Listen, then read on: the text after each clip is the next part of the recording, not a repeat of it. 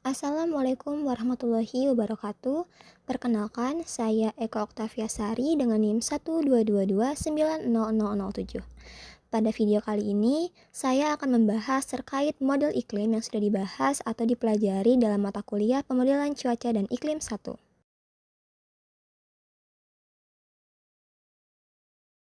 Jadi, model iklim dibutuhkan dalam studi iklim karena membantu kita untuk memahami dan memprediksi berbagai aspek sistem iklim yang kompleks. Melalui model ini, kita bisa meramalkan kondisi iklim di masa depan sebagai dasar untuk tindakan adaptasi atau mitigasi. Selain itu, model iklim membantu kita mengkaji perubahan iklim di masa lalu, mengidentifikasi dampak aktivitas manusia, serta menggali sifat-sifat dasar dari sistem iklim itu sendiri. Karena bumi tidak bisa dijadikan objek eksperimen langsung dan terlalu kompleks untuk disimulasikan di laboratorium, penggunaan model numerik menjadi satu-satunya pendekatan yang memungkinkan untuk melakukan analisis dan eksperimen virtual dalam skala global. Model iklim digunakan untuk memahami perubahan iklim dari masa lalu, kondisi saat ini, dan proyeksi ke masa depan melalui simulasi dan analisis berbasis data dan teori fisik.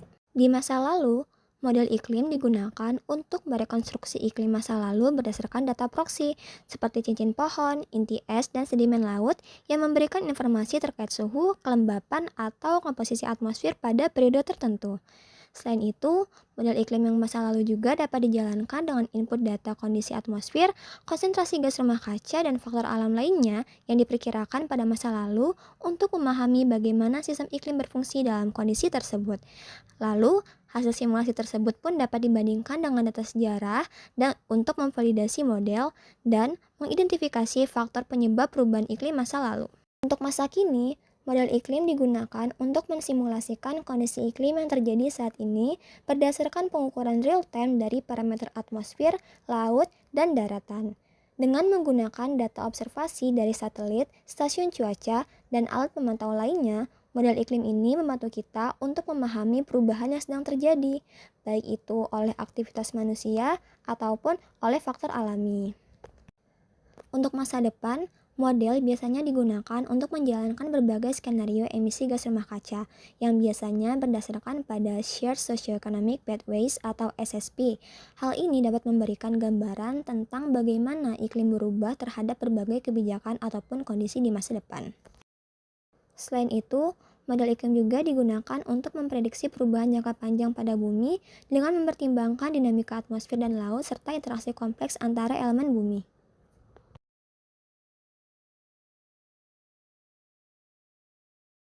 Energi balance model merupakan model yang paling sederhana. Fokusnya pada keseimbangan energi yang masuk dan juga yang keluar dari bumi. Model ini tidak mempertimbangkan angin, arus laut, ataupun rotasi bumi. Pada model ini terdapat dua jenis dimensi. Yang pertama yaitu nol dimensi atau satu titik global dan juga satu dimensi atau yang berdasarkan pada lintang. Radiatif konvektif models berfokus pada proses vertikal yaitu proses radiasi dan juga konveksi dalam satu kolom atmosfer. Nah, radiatif konvektif models ini memberikan kita pemahaman yang mendalam terkait struktur suhu secara vertikal. Untuk dimensionally constrained model, ditambahkan proses atmosfer dan juga permukaan di dalam skala zonal. Global Circulation Models merupakan model tiga dimensi untuk atmosfer dan juga laut, yang dimana model ini dapat memecahkan persamaan fisika fluida seperti hukum Newton, energi, dan juga massa. Pada Global Circulation Model ini, kita dapat memodelkan dinamika atmosfer, lautan, awan, dan juga es di laut secara eksplisit. Dan untuk GCM ini sendiri biasanya digunakan dalam prediksi iklim jangka panjang dan juga IPCC.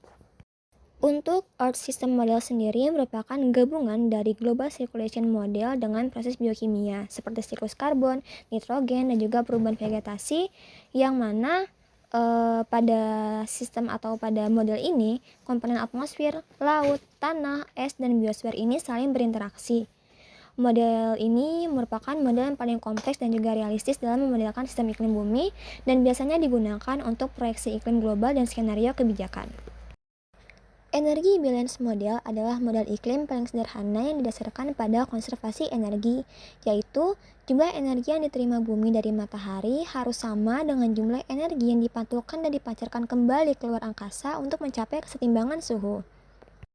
Pada dasarnya, Energi balance model memiliki dua jenis, yaitu model nol dimensi dan model satu dimensi. Model nol dimensi ini menganggap bumi sebagai satu titik tunggal tanpa pembagian spasial. Artinya, suhu yang dihitung itu adalah suhu rata-rata global dan waktu tanpa memperhatikan variasi geografis. Sedangkan, model satu dimensi membagi bumi berdasarkan lintang, dari kutub ke ekuator, sehingga suhu itu dihitung sebagai fungsi lintang dan juga fungsi waktu. Dengan demikian, model menangkap variasi spasial dari suhu sepanjang lintang. Berikut persamaan model nol dimensi dan juga visualisasinya. Kita bisa lihat bahwa di sisi kiri mewakili energi yang masuk dari matahari, yaitu ukuran cakram sama dengan luas bayangan πr kuadrat. Sedangkan sisi kanan mewakili energi yang keluar dari bumi. Konstanta geometri πr kuadrat dapat difaktorkan keluar sehingga menghasilkan persamaan berikut. Selanjutnya, variabel T dilakukan pemindahan ruas dari kanan ke kiri sehingga didapatkan persamaan akhir sebagai berikut. Untuk persamaan satu dimensi, persamaan dasarnya dituliskan sebagai berikut. Nilai fluks energi yang masuk ke wilayah ke I, misalnya zona di lintang tertentu, berasal dari radiasi matahari yang diserap oleh permukaan. Dinyatakan sebagai persamaan berikut. Lalu, flux energi yang keluar atau energi yang hilang dari wilayah I tersusun atas radiasi inframerah keluar angkasa serta transfer panas antar lintang yang dituliskan sebagai berikut. Pada kondisi setimbang, laju perubahan suhu terhadap waktu adalah 0, sehingga persamaan akan berubah yang kemudian menghasilkan persamaan suhu kesetimbangan di wilayah I sebagai berikut. Energi balance model merepresentasikan keseimbangan energi bumi dengan cara menghitung perbedaan antara energi yang masuk ke sistem bumi dan energi yang keluar dari sistem tersebut. Tujuannya adalah untuk memprediksi suhu permukaan bumi berdasarkan prinsip dari konservasi energi. Energi balance model menghitung radiasi matahari atau shortwave radiation yang masuk ke bumi. Namun tidak semua radiasi ini diserap. Sebagian dipantulkan kembali oleh atmosfer dan permukaan, terutama salju, es, dan awan. Hal ini dinyatakan dengan faktor albedo pada persamaan berikut. Bumi mengeluarkan energi dalam bentuk radiasi gelombang panjang atau long wave radiation. Semakin tinggi suhu permukaan bumi, maka semakin besar energi yang dipancarkan keluar angkasa, sesuai dengan hukum Stefan Boltzmann. Keseimbangan terjadi ketika energi masuk sama dengan energi keluar. Dari sini, suhu rata-rata permukaan bumi atau T dapat dihitung.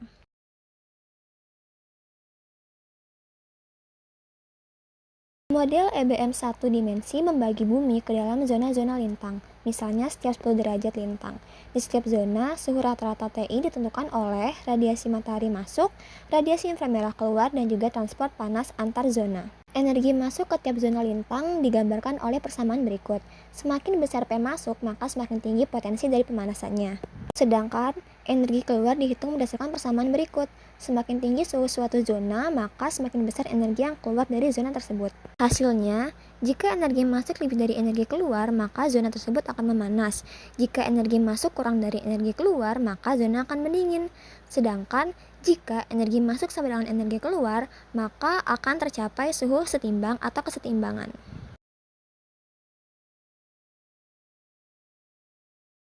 Salah satu contoh penggunaan energi balance model dalam menganalisis fenomena iklim adalah untuk memahami dampak peningkatan konsentrasi gas rumah kaca terhadap suhu rata-rata permukaan bumi.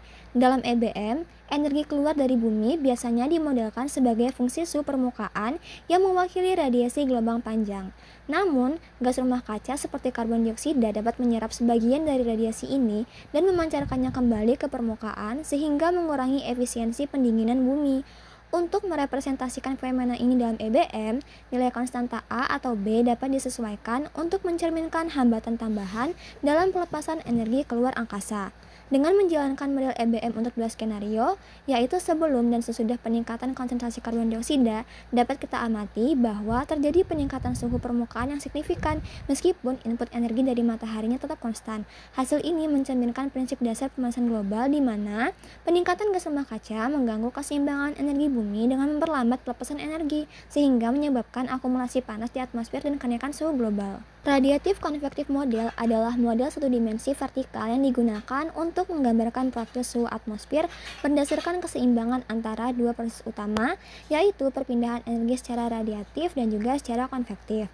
Model ini mensimulasikan bagaimana suhu atmosfer berubah terhadap ketinggian dengan mempertimbangkan bahwa di lapisan atas atmosfer itu terdapat transfer energi yang didominasi oleh radiasi, sedangkan di lapisan bawah terjadi konveksi ketika atmosfer tidak stabil secara termodinamik.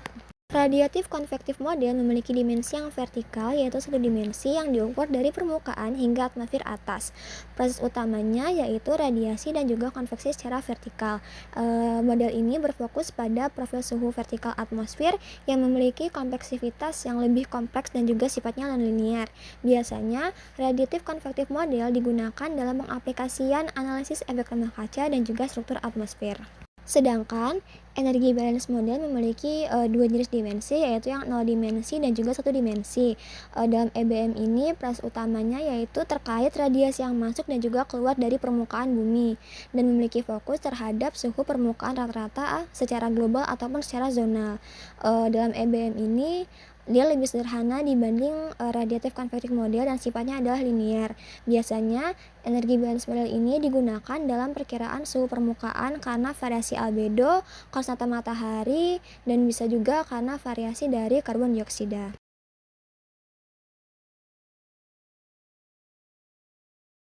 Radiatif konvektif model merepresentasikan profil suhu vertikal atmosfer dengan mempertimbangkan keseimbangan antara proses radiasi dan juga konveksi. Secara konsep, proses ini dimulai dari perhitungan keseimbangan radiasi murni, yaitu bagaimana atmosfer menyerap dan memancarkan energi radiasi dari dan keluar angkasa.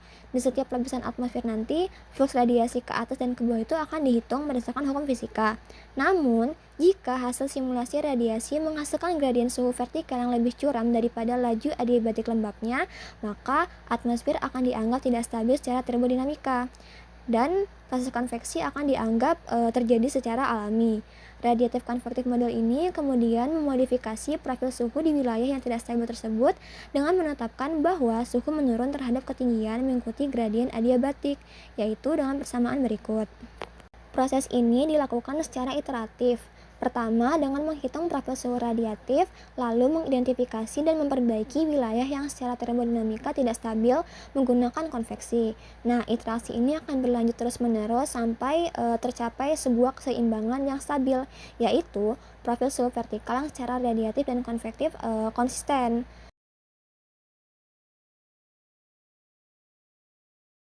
Untuk model PUMA atau Portable University Model of the Atmosphere, fokus modelnya itu hanya kepada atmosfer kering saja dan memiliki kompleksitas yang sederhana. Biasanya PUMA ini ditujukan untuk studi dasar dinamika atmosfer, misalnya gelombang Rossby ataupun jet stream. Pada PUMA ini, komponen yang dimodelkan biasanya persamaan gerak atmosfer dan juga Newtonian cooling sebagai representasi dari radiasi. Pada model PUMA ini tidak ada parameterisasi yang kompleks. Jadi hanya ada gaya gesek dan juga redaman thermal yang sederhana. Untuk PLASIM atau Planet Simulator memiliki fokus kepada atmosfer lengkap dan juga interaksi permukaan. Untuk kompleksitas sendiri masuk ke kategori menengah, di mana mencakup radiasi, uap air, awan, presipitasi, es laut, dan juga pertukaran energi permukaan. Biasanya PLASIM ini ditujukan untuk studi iklim planet dan juga eksperimen sensitivitas iklim terhadap berbagai parameter-parameter. Misalnya terhadap parameter gas rumah kaca. Biasanya untuk komponen yang dimodelkan sendiri yaitu persamaan gerak atmosfer, skema radiasi, skema kelembapan dan presipitasi, interaksi lautan sederhana, dan juga vegetasi, tanah, dan es laut. Secara parameterisasi sendiri, untuk PLASIM ini ada parameterisasi secara fisik gitu, seperti radiasi matahari, infrared, awan, dan juga hujan.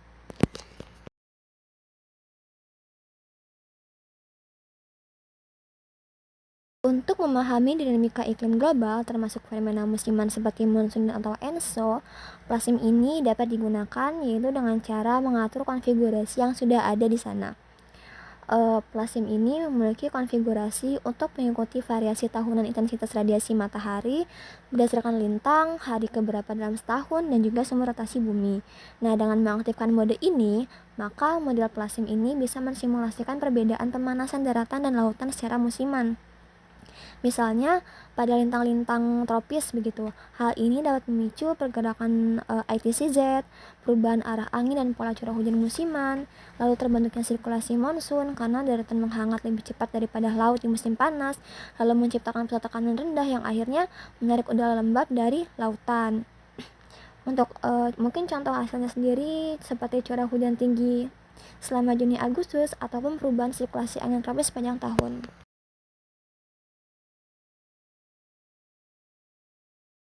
Salah satu contoh eksperimen yang mungkin dilakukan yaitu eksperimen terkait sensitivitas iklim terhadap konsentrasi karbon dioksida. Eksperimen ini bertujuan untuk menguji bagaimana kira-kira respon dari sistem iklim terhadap perubahan konsentrasi karbon dioksida yang ada di atmosfer. Jadi akan dilakukan dua buah simulasi, yaitu simulasi kontrol dengan konsentrasi karbon dioksida pada nilai 360 ppm atau part per million, dan yang kedua yaitu simulasi eksperimen dengan konsentrasi karbon dioksida yang dinaikkan menjadi 720 part per million. Setiap simulasi ini akan dirunning atau dijalankan selama beberapa tahun, namun dalam contoh ini akan dijalankan selama 3 tahun. Nah, hasil yang diamati itu meliputi perubahan rata-rata suhu permukaan global, pola curah hujan, dan juga distribusi tekanan atmosfer. Peningkatan karbon dioksida secara 2 kali lipat ini umumnya menghasilkan kenaikan suhu permukaan global dalam model iklim plasma ini. Selain itu, pola curah hujan juga akan cenderung meningkat di daerah tropis dan juga mengalami pergeseran musim hujan, yang mana hal tersebut mencerminkan penguatan siklus hidrologi karena adanya pemanasan global. Sekian penjelasan yang dapat saya sampaikan. Mohon maaf bila ada kekurangan. Saya akhiri. Wassalamualaikum warahmatullahi wabarakatuh.